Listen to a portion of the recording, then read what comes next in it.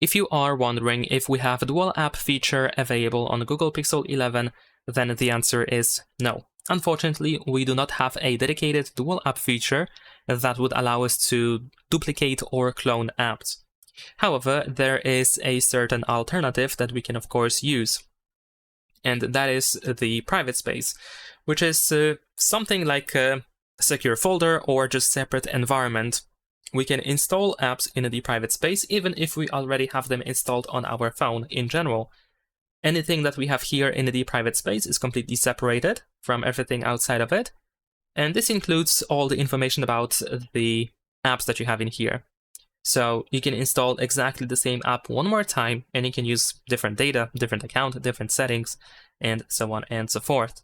Now, if you want to set up the private space, the easiest way to do so is by going to the app drawer. Then here at the top, you can start searching and just type private space, and then you should be able to set it up. And that's pretty much it. Leave a like and subscribe.